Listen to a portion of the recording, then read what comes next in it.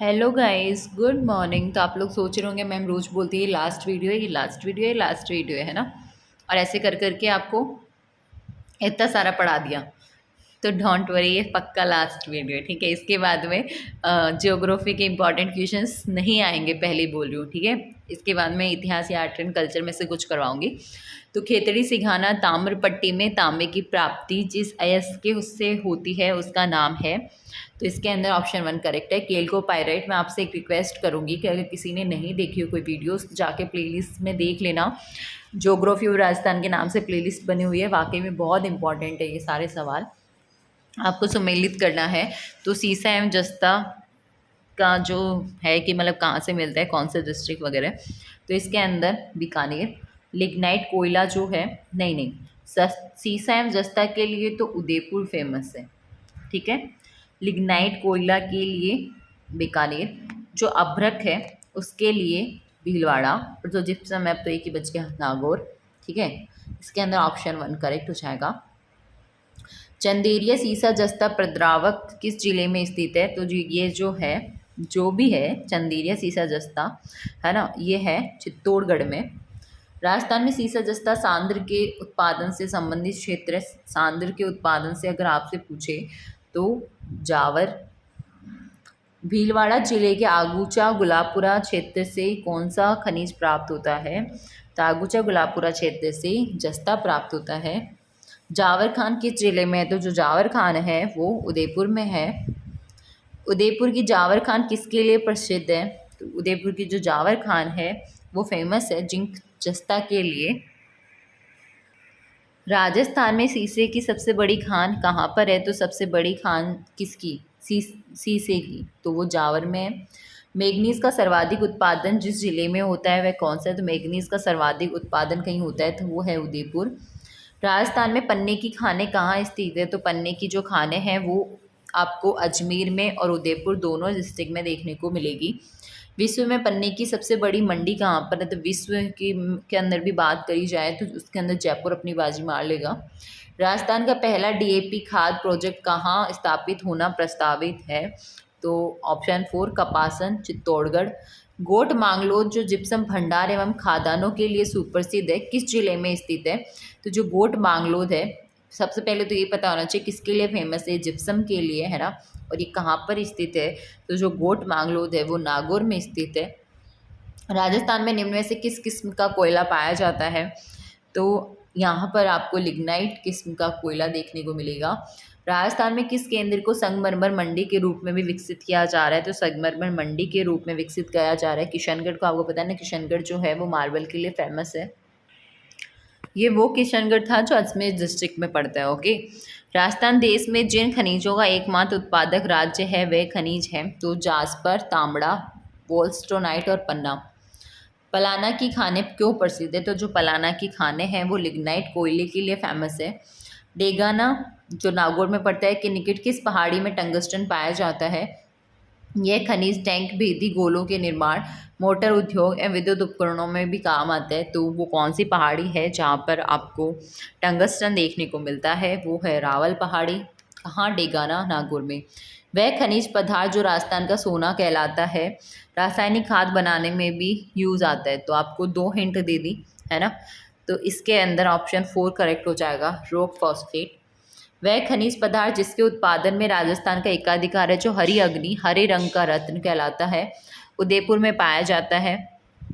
कितना कुछ बता दिया। ऐसे भी पूछ सकते हैं कि हरी अग्नि और हरे रंग का रत्न किसे कहते हैं, या फिर ऐसे बोलते हैं निम्नलिखित में से कौन सा है जिसमें राजस्थान का एक अधिकार है, क्या पता एक नाम ये भी जुड़ जाए। या फिर ये कहाँ पाया जाता है? तो उदयपुर में। तो बहुत कुछ जानने को मिल गया आपको, पन्ना, ठीक है। जादुई खनिज तथा चट्टानी रुई के नाम से, अब जादुई खनिज किसे कहते हैं, चट्टाई रुई किसे कहते हैं, पता होना चाहिए ना ये। तो एस्बेस्टोस को, ठीक है। खनिज पदार्थ जो मुख्यतः उदयपुर, बांसवाड़ा, डूंगरपुर में पाया जाता है, जिसके उत्पादन में राजस्थान का एकाधिकार है, वो भी कौन सा है? एस्बेस्टोस। नेक्स्ट क्वेश्चन है, राजस्थान का वह एकमात्र स्थान जहाँ पर स्लेटी पत्थर देखने को मिलता है, मतलब स्लेटी कलर का पत्थर, तो वो देखने को मिलता है अलवर में।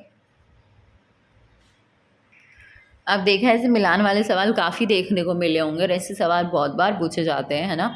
तो जो फेल्सफार है उसके लिए अजमेर, एस्बेस्टॉस इसके लिए उदयपुर, अभ्रक अभ्रक के लिए भीलवाड़ा और पायरेट्स के लिए सीकर फेमस है। इस तो हम जाएंगे ऑप्शन 4 के साथ में। हाल ही में भूबानी अजमेर से गमगुड्ढा राजसमंद व नाथद्वारा तक किस खनिज की विशाल पट्टी का पता चला है?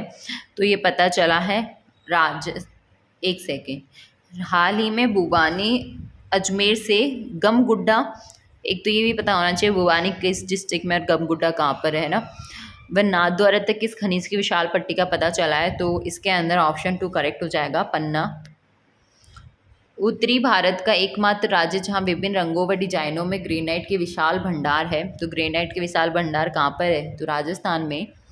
रानेरी गांव के पास लिग्नाइट के विपुल भंडार मिले हैं। रानेरी किस जिले में स्थित है?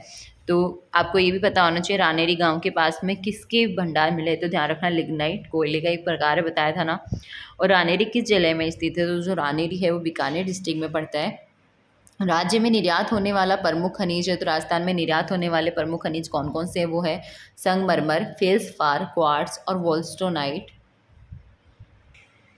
नेक्स्ट क्वेश्चन है, राजस्थान में लिग्नाइट कोयले का अत्यधिक उत्पादन स्थल है, तो वो हो जाएगा पलाना। बिरमानिया जैसलमेर में किस खनिज के भंडार मिले हैं? तो बिरमानिया जैसलमेर के अंदर रो फोस्फेट के मतलब खनिज के भंडार मिले हैं। मांडो की पाल नामक स्थान जहां भारत का 100% फ्लोराइड खनिज निकलता है, राजस्थान के किस जिले में है? तो मांडो की पाल कहाँ है ये पूछा है घुमा फिरा कर, तो डूंगरपुर। सीमेंट की चादरें तथा ताप अवरोधक उत्पाद कौन से खनिज पर आधारित उद्योग है? तो इस पर आधारित है एस्बेस्टोस। सौंदर्य प्रसाधनों के निर्माण में प्रयुक्त होने वाला बेंटोनाइट खनिज राजस्थान में कहाँ पाया जाता है? तो देखो ऐसे ही पूछा जा सकता है, निम्नलिखित में से कौन सा है जो सौंदर्य प्रसाधनों के निर्माण में प्रयुक्त होता है? ऑप्शन में आपको बेंटोनाइट जरूर मिलेगा अगर ऐसा पूछा जाता है तो बेंटोनाइट कहाँ मिलता है राजस्थान में? तो वो मिलता है सवाई माधोपुर व बाड़मेर। कांच के निर्माण में जिस कच्चे माल का उपयोग प्रमुखता से होता है वह है, तो वह हो जाएगा सिलिका सैंड। राजस्थान के राजसमंद जिले में मिलने वाला संगमरमर है, तो राजस्थान के राजसमंद जिले में जो संगमरमर मिलता है वो है कैल्साइट प्रकार का। सांबर सॉल्ट्स लिमिटेड की स्थापना कब की गई थी? तो सांबर सॉल्ट्स लिमिटेड की जो स्थापना है वो की गई थी 30 सितंबर, ठीक है, और 1964 में। राज्य में जिप्सम का सबसे अधिक खनन होता है, तो राज्य में जिप्सम का सबसे अधिक खनन होता है कहाँ पर? तो वो होता है पश्चिमी मरुस्थलीय क्षेत्र में। राज्य में गुलाबी रंग का संगमरमर जिस क्षेत्र से प्राप्त होता है वह है, तो गुलाबी रंग का जो संगमरमर है वो बाबरमाल से प्राप्त होता है। राजस्थान में संगमरमर का उत्पादन सबसे अधिक किस जिले में होता है? तो वो होता है राजसमंद में। राज्य में हरे रंग के संगमरमर का उत्पादन किस जिले में होता है? तो हरे रंग का जो संगमरमर का उत्पादन है वो होता है डूंगरपुर में। राज्य में ये पता होना चाहिए काला संगमरमर कहाँ मिलता है, जैसे बताया था आपको जयपुर में मिलता है ना, तो ये पता होना चाहिए कि हरा कहाँ मिलता है, वाइट कहाँ है, ठीक है। तो राजस्थान राज्य में अधिकांश बालू का पत्थर किस महासमूह की शैली से प्राप्त होता है? तो विंध्यन। राज्य में खनिज तेल के भंडार किस शैल समूह से प्राप्त हुए हैं? तो ये प्राप्त हुए हैं बालूकास्म से।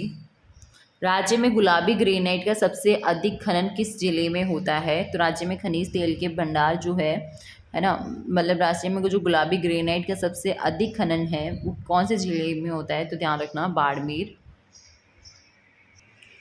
नेक्स्ट क्वेश्चन है, राज्य में 7 रंगों वाला मार्बल कहाँ पाया जाता है? तो 7 रंगों वाला जो मार्बल है वो खांदरा गांव पाली में पाया जाता है। हिंदुस्तान जिंक लिमिटेड द्वारा स्वर्ण दोहन का कार्य किया जा रहा है, तो हिंदुस्तान जिंक लिमिटेड के द्वारा स्वर्ण दोहन का कार्य कहाँ पर किया जा रहा है? तो जयपुर बांसवाड़ा जगपुरा बांसवाड़ा में। तो जल्दबाजी में ऐसे गलतियाँ होती है, वो जगपुरा लिखा है फिर भी मैंने जयपुर पढ़ दिया। तांबा एस के साथ जो अन्य खनिज मिश्रित रूप में मिलते हैं उनमें से मुख्य तो तांबा एस के साथ में और कौन से खनिज मिक्स होते हैं? तो गंधक और सोना। काला गुमान उदयपुर व घूघरा घाटी अजमेर में किसकी खान मिलती है? तो काला गुमान कहाँ है? उदयपुर में, ध्यान रखना। और घूघरा घाटी तो आपको पता होना चाहिए अजमेर में ही है, ठीक है, क्योंकि जो आपका आरपीएससी है ना, आपका और हमारा तो नहीं है, खैर जैसे RSMSS भी बोर्ड है वैसे आरपीएससी बोर्ड भी है, वो भी घूघरा घाटी अजमेर में ही पड़ता है, ठीक है। तो खैर कोई नहीं पूछेगा आरपीएससी कहाँ है, वो बस आया नाम तो बता दिया। पन्ना, मोती, माणक या हीरे? तो इसके अंदर ऑप्शन 1 करेक्ट हो जाएगा, पन्ना। राजस्थान में किस श्रेणी पर आधारित उद्योगों की विपुल संभावनाएं हैं? तो इसके अंदर जो है ऑप्शन 1 करेक्ट हो जाएगा, खनिज। इसके बाद में पूर्वी राजस्थान में बहुधा निम्नलिखित में से किस सेल को इमारती पत्थर के रूप में प्रयोग लिया जाता है? तो इसके अंदर ऑप्शन 4 करेक्ट है, सैंडस्टोन। राज्य में प्रधान खनिजों के उत्पादन में सबसे अग्रणी जिले कौन कौन से हैं? तो इसके अंदर आप जाओगे ऑप्शन 2 के साथ में, उदयपुर और भीलवाड़ा। राज्य में बेंटोनाइट का एकमात्र उत्पादक जिला कौन सा है? तो बेंटोनाइट का एकमात्र उत्पादक जो जिला है वो है बाड़मेर। इस्पात संयंत्रों को इस्पात ग्रेड के चूना पत्थर की आपूर्ति राज्य में कहाँ से होती है? तो इसके अंदर ऑप्शन 2 करेक्ट हो जाएगा, सोनू। राज्य में खनन किया जाने वाला अधिकांश लोहा किस किस्म का है? तो खनन किया जाने वाला जो अधिकांश लोहा है वो हेमेटाइट प्रकार का है। इसके बाद में राज्य में सीमेंट ग्रेड के चूना पत्थर का सबसे अधिक उत्पादन किस जिले में होता है? तो ऑप्शन 3 चित्तौड़गढ़। बीकानेर क्ले के नाम से जाने जाती है, तो बीकानेर क्ले के नाम से किसको जानते हैं? तो वो जानते हैं बोल क्ले को। राजस्थान में तांबा अयस्क मुख्यतः पाए जाते हैं, तो राजस्थान में जो तांबा अयस्क है वो मुख्यतः देहली महासंघ में पाए जाते हैं। इसके अलावा निम्नलिखित में से किस क्षेत्र को भारतीय भूवैज्ञानिक सर्वेक्षण विभाग द्वारा भूवैज्ञानिक पार्क के रूप में सुरक्षित एवं संरक्षित किया गया है? इसके अंदर ऑप्शन 1 करेक्ट हो जाएगा, दरीबा, राजपूत, बामनिया कला क्षेत्र। वह खनिज जो मिट्टी की क्षारीयता का उपचार करने में तथा स्वास्थ्य एवं निर्माण उद्योग में काम आता है। मैंने आपको एक बार बताया था ना, आई थिंक क्षारीयता को कम करने के लिए जिप्सम मिलाया जाता है। आप फिर भी क्रॉस चेक करोगे गूगल पे, ठीक है, डाल करके देखना कि वह खनिज जो मिट्टी की क्षारीयता को कम करने के लिए यूज़ में आता है, ठीक है। तो बीकानेर, सीकर, नागौर, झुंझुनू कहाँ मिलता है? तो नागौर में। इसी के साथ में आपको जो ये वीडियोस मिलती थी डेली, अब से नहीं मिलेंगी। सारे इंपॉर्टेंट सवाल मैंने करवा दिए हैं। कम से कम मैंने ज्योग्राफी के आपको सवाल एक अंदाज़न बताओ तो 2-3 हज़ार तो करवाए दिए होंगे यार, कब से करवा रही हूँ मैं। और हर वीडियो में कम से कम 60-70 सवाल भी होते हैं, कभी कभी 50-60 भी होते हैं। तो हो सकता है, बट इतना ज़रूर है कि 1000-1500 से तो ऊपर ही होंगे। बाकी अब काउंट करने से तो अच्छा है कि थोड़ा पढ़ लो। तो अगर आपने साथ के साथ में छोटे छोटे नोट्स बनाए होंगे तो आपको अब बहुत फ़ायदा मिलने वाला है। आपने पूरे ज्योग्राफी के जो इंपॉर्टेंट निचोड़ है ना, वो आपने कम से कम 10-20 पन्नों में लिख लिया होगा। एक स्टूडेंट ने बोला था मैं ऐसा करती हूँ, तो वेरी गुड बेटा, है ना, क्योंकि आपके लिए ही फ़ायदेमंद है अगर आप लिखते हो। तो मैं हर वीडियो में बोलती हूँ कि जब भी वीडियो देखने बैठो कम से कम एक पेपर साथ में लिख के बैठा करो, ठीक है, और कुछ लिख लिया करो जो इंपॉर्टेंट बताती हूँ या इंपॉर्टेंट लगे। मेहनत करोगे तो सफलता अवश्य मिलेगी। शॉर्टकट अपनाओगे तो देखो सफलता की तो कोई गारंटी नहीं है, क्योंकि शॉर्टकट तो लॉन्ग टर्म नहीं होता, है ना। एक शॉर्टकट से बस थोड़ी सी खुशी मिलती है, बट लॉन्ग टर्म खुशी नहीं मिलती है। तो बेटर है थोड़ा हार्ड वर्क करो, थोड़ा स्मार्ट वर्क करो, थोड़ा सा अच्छे से मैनेज करो अपने टाइम टेबल को, और आपका जो भी गोल है, जो भी कुछ अचीव करना है, आप पक्का कर पाओगे। क्योंकि देखो कोई किसी भी सिलेक्शन के लिए या किसी भी एग्ज़ाम के लिए 3 चीज़ बहुत ज़्यादा इंपॉर्टेंट होती है। एक तो रिवीजन, एक ये चीज़ कि आप उस सिलेबस को कर कैसे रहे हो, और एक कंटिन्यूटी। ऐसा नहीं होना चाहिए कि एक दिन पढ़ा दूसरे दिन आराम से गप्पे मार रहे हो, ठीक है। तो ये सब चीज़ों का ध्यान रखना पड़ता है। ओनली पढ़ाई ही नहीं, उस पढ़ाई को एग्ज़ाम टाइम तक कैसे याद रखना है, कैसे माइंड में रखना है, हर चीज़ मायने रखती है, ओके। तो बस थोड़ा सा ज्ञान दे दिया, क्योंकि आज ये क्लासेस एंड हो गई है ना। वैसे सेट होने की तो बात है नहीं है, कल से कुछ और स्टार्ट करेंगे। बट आप प्लीज़ चैनल को सब्सक्राइब करना मत भूलना। लिटरली बहुत मेहनत की जा रही है। वो बात अलग है कि मुझे ये नहीं पता थंबनेल कैसे बनाऊँ या क्या, क्योंकि बहुत टाइम मेरा वीडियोज़ में ही चला जाता है, कंटेंट इकट्ठा करने में ही चला जाता है। फिर मेरे पास भी तो कुछ काम होते हैं, तो मैं इतना ध्यान नहीं दे पाती हूँ। बट जो लोग ऑलरेडी चैनल से जुड़े हैं, आपको तो पता है ना कि कुछ भी फालतू नहीं करवाया जा रहा। प्लीज़ पढ़ लिया कीजिए और इन वीडियो को शेयर भी कर दिया कीजिए, क्योंकि मैं पूरा टाइम अपना कंटेंट को देती हूँ, और उसके बाद में किस तरह से और बेटर वीडियोस बनाई जा सके, कौन सी काम की चीज़ है जो आपको करवा दूँ, मेरा पूरा ध्यान उस पे होता है। इसी चक्कर में आई थिंक इतनी मेहनत करने के बाद भी उतना अच्छा रिज़ल्ट निकल के नहीं आ रहा यूट्यूब पे कि हाँ यार कि चैनल पे सब्सक्राइबर भी बढ़े हैं, व्यूज़ टाइम भी बढ़ा है, या वॉच टाइम भी बढ़ा है, या लोग भी ज़्यादा देखते हैं। बट इट्स ओके, जितने भी देखते हैं और जो सच्ची चाहता है कि मैम ऐसे ही पढ़ाती रहें, उनका चैनल भी ग्रो करे। आपसे एक रिक्वेस्ट है, प्लीज़ वीडियो को शेयर ज़रूर कर दिया कीजिए। बहुत मेहनत लगती है, आप जब वीडियोस बनाओगे तो आपको समझ में आ जाएगा, क्योंकि बहुत से बच्चे चाहते हैं कि हम जॉब लग जाएँ पहले, उसके बाद हम यूट्यूब चलाएँगे, तो अच्छी बात है, बट मेहनत करनी पड़ेगी। आज मेरे को कम से कम इस चैनल पे 3 महीने हो चुके हैं, तो उसके बावजूद भी आपको पता है कि अभी तक, अब रहने दो, फिर मैं थोड़ा सेंटी हो जाऊँगी, ठीक है? तो बेटर है आप प्लीज़ वीडियो को शेयर ज़रूर कर दें। आपके फैमिली मेम्बर में भी हैं कोई, तो आप उनके वहाँ से सब सब्सक्राइब कर सकते हो। देखो, स्टार्टिंग में दिक्कत आती है जब आप कोई भी काम नया स्टार्ट करते हो तब, उसके बाद में हैबिट पड़ जाती है और कुछ फिर ये ऐसा है कि एक ना एक दिन तो अपना भी चैनल जो है वो ग्रो करेगा ही, क्योंकि मेहनत तो प्रॉपर की ही जा रही है। बट फिर भी आपसे रिक्वेस्ट है कि अगर आप लोग कर पाओ तो कम से कम एक जना अगर 2 सब्सक्राइबर भी बढ़वा दे तो अच्छी बात होगी।